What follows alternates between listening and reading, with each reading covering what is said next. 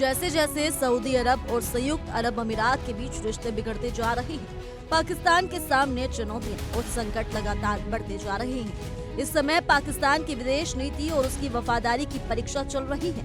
ऐतिहासिक रूप से पाकिस्तान का संबंध दोनों देशों के साथ काफी मजबूत रहा है।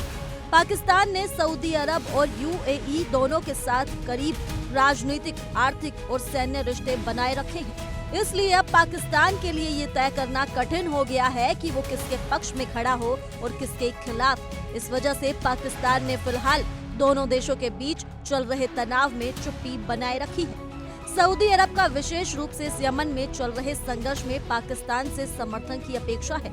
पाकिस्तान ने पिछले साल सऊदी अरब के साथ एक द्विपक्षीय रक्षा समझौता भी किया था, लेकिन इसके बावजूद वो सऊदी क्राउन प्रिंस मोहम्मद बिन सलमान का खुला समर्थन नहीं कर पा रहा है। यमन संघर्ष के दौरान पाकिस्तान ने केवल एक बार अप्रत्यक्ष रूप से सऊदी अरब का समर्थन किया, लेकिन जमीन पर ना तो पाकिस्तान की सेना और ना ही प्रधानमंत्री शहबाज शरीफ की सरकार ने यूएई के खिलाफ सऊदी अरब का स्पष्ट साथ दिया।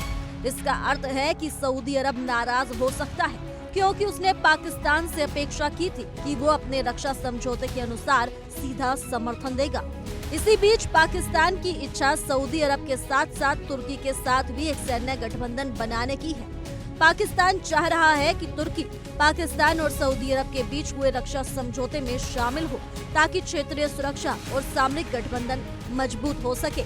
लेकिन ये कदम भी पाकिस्तान को कठिन स्थिति में डालता है, क्योंकि वर्तमान समय में पाकिस्तान सूडान की सेना को करीब 1.5 अरब डॉलर के साथ हथियार बेचने वाला है, जिनका इस्तेमाल संयुक्त अरब अमीरात के समर्थन वाले रैपिड सपोर्ट फोर्सेस के खिलाफ किया जाएगा। इस तरह पाकिस्तान एक और सऊदी अरब के साथ अपने पुराने संबंध और यमन में समर्थन को बनाए रखना चाहता है। वहीं दूसरी ओर यूएई के साथ भी आर्थिक और निवेश संबंधों को बरकरार रखना चाहता है। पाकिस्तान के प्रधानमंत्री शहबाज शरीफ ने सऊदी क्राउन प्रिंस मोहम्मद बिन सलमान को टेलीफोन किया और इस दौरान उन्होंने सऊदी अरब के साथ एकजुटता और समर्थन की पुष्टि की। लेकिन उसी समय यूएई के राष्ट्रपति पाकिस्तान में एक अर्ध आधिकारिक दौरे पर थे। इस दौरे के दौरान यूएई ने पाकिस्तान की सेना द्वारा चलाए जाने वाले फौजी फाउंडेशन में करीब 1 अरब डॉलर का निवेश करने की घोषणा की। इसके अलावा उन्होंने 2 अरब डॉलर के अतिरिक्त लोन को रोल ओवर करने की योजना भी पेश की। इस तरह पाकिस्तान के लिए दोनों पक्षों से दबाव लगातार बढ़ता जा रहा है। हाल ही में सऊदी अरब ने यमन के लिए जा रहे यूएई के हथियार शिपमेंट पर हमला किया, जिससे सैन्य तनाव और भी बढ़ गया।